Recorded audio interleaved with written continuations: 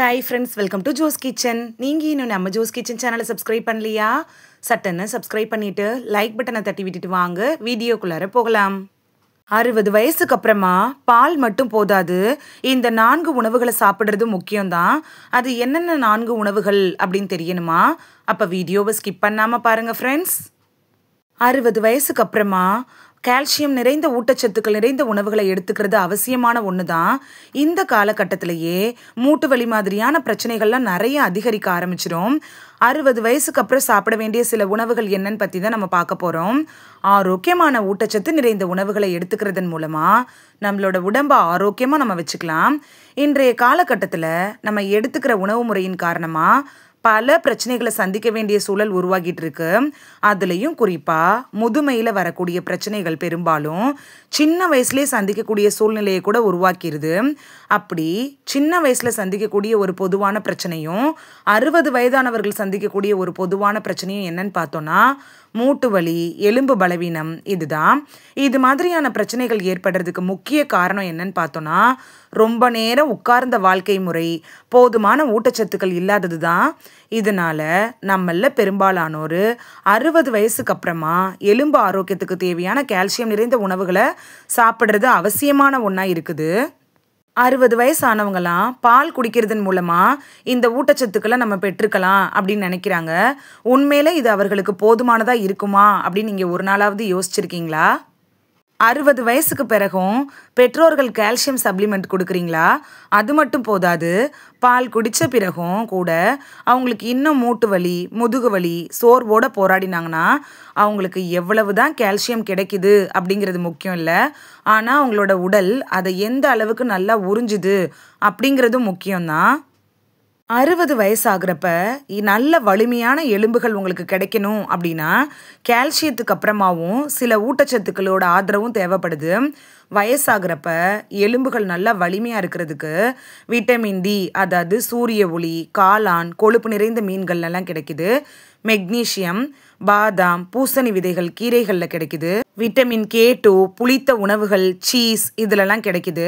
குடல் உறிஞ்சுதலை அதிகரிக்க ப்ரீபயோட்டிக்குகள், அதாவது பூண்டு, வெங்காயத்தில் கிடைக்குது.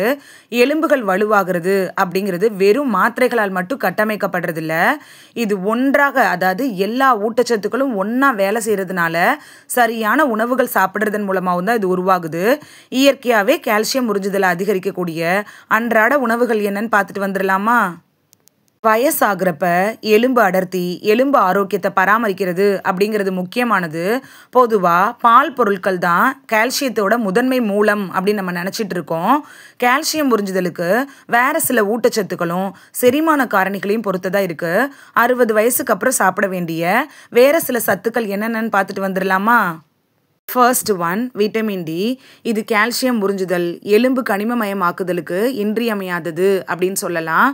சால்மன் மீன், காளான்கள், கொழுப்பு நிறைந்த மீன்கள், சூரிய ஒளி இதெல்லாம் விட்டமின் டியோட நல்ல வழி அப்படின்னு சொல்லலாம். இந்த விட்டமின் டி நமக்கு கிடைக்கிறப்ப பல நோய்கள், அதுவும் மூட்டு வலி வராமல் தடுத்துக்கலாம்.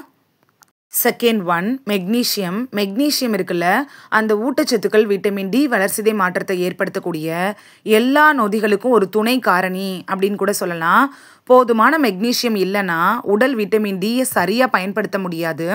இதனால எலும்பு ஆரோக்கியத்துக்கு தேவையான பாஸ்பேட், கால்சியத்தோட சமநிலையை கூட தடுத்துரும். மெக்னீஷியம் நிறைந்த உணவுகளில் சீயா விதைகள், பூசணி விதைகள், கீரை, பாதாம் இதெல்லாம் சொல்லலாம். உங்களுக்கு 60 வயசு ஆயிடுச்சுனாலே இந்த மெக்னீஷியம் நிறைந்த உணவுகளை எடுத்துக்கிறது அவசியமான ஒன்று தான். தேர்ட் ஒன் ப்ரீபயாட்டிக்குகள். வெங்காயம், பூண்டு, சோயாபீன்ஸ் இதிலெல்லாம் இருக்கக்கூடிய கனிம உயிர் இருக்குல்ல, அதோட தன்மையை மேம்படுத்துறதன் மூலமாக குடல் நுண்ணுயிரியை மாற்றி அமைக்கிறதன் மூலமாகவும் கால்சியம் உறிஞ்சுதலை மேம்படுத்தணும் அப்படின்னு நினச்சிங்கன்னா ப்ரீபயாட்டிக்குகள் நிறைந்த இந்த உணவுகளை எடுத்துக்கிறது நல்லது. 60 வயசுக்கு அப்புறமா நீங்கள் கண்டிப்பாக ப்ரீபயாட்டிக்குகள் நிறைந்த இந்த உணவுகளை எடுத்துக்கணும். Fourth one vitamin K2. இது ஆஸ்டியோகால்சினை செயல்படுத்துது. கால்சியத்தை எலும்பு மேட்ரிக்ஸோடு இணைக்கக்கூடிய ஒரு புரதம் தான் இது. இது தமனிகளில் கால்சியம் குவிவதை தடுக்குது. K2 ஊட்டச்சத்துக்கள் இல்லாமல் கால்சியம் இருக்குல்ல, அது எலும்புகளை வலுப்படுத்துறதுக்கு பதிலாக மென்மையான திசுக்களில் சேர்ந்துறதுக்கான வாய்ப்பு இருக்குது. K2 ஊட்டச்சத்துக்கள் நிறைந்த உணவுகளில் புளிக்க வைக்கப்பட்ட சோயா பொருட்கள்லாம் அடங்கும். மெனாகோபினோன் 7 அதாவது MK7 இருக்கு. பேசிலஸ் இனங்களோட செயல்பாட்டின் காரணமாக சிறந்த கால்சியம் வளர்சிதை மாற்றத்தோட இந்த விட்டமின் K2 இணைக்கப்பட்டிருக்கு. ஒட்டு மொத்தமாக vitamin D, magnesium, vitamin K2, ப்ரீபயாட்டிக்குகள், நார்ச்சத்து நிறைந்த உணவுகளோட மிதமான ஆரோக்கியமான கொழுப்பு நிறைந்த மீன்களை நம்ம சாப்பிட்றப்ப கால்சியம் உறிஞ்சுதல் அது மேம்படுத்தும். 60 வயசுக்கு அப்புறமாவும் எலும்பு சம்மந்தப்பட்ட பிரச்சனைகள், மூட்டு வலி, கை கால் வலிகள் வராமல் தடுத்துக்கலாம். இந்த வீடியோவில் 60 வயசுக்கு அப்புறமாகவும் மூட்டு வலி, கை கால்கள் வலி, எலும்பு வலி வராமல் இருக்கிறதுக்கு கால்சியம் நிறைந்த உணவான பால் மட்டும் எடுத்துக்கிறது போதுமானதாக இருக்காது. அதோடையே சாப்பிட வேண்டிய 4 ஊட்டச்சத்து நிறைந்த உணவுகள் என்னென்ன அப்படின்னு தான் பார்த்தோம். இது உங்களுக்கு ரொம்ப யூஸ்ஃபுல்லாக இருந்திருக்கும் அப்படின்னு நம்புகிறேன். இந்த வீடியோ உங்களுக்கு பிடிச்சிருந்துச்சுன்னா லைக் பட்டனை தட்டி விடுங்க. சப்ஸ்கிரைப் பண்ணுற ஃப்ரெண்ட்ஸும் மறக்காமல் லைக் பட்டனை தட்டி விடுங்க. இது உங்கள் ஃப்ரெண்ட்ஸுக்கு பயன்படணும் அப்படின்னு நினச்சிங்கன்னா ஷேர் பண்ணி விடுங்க.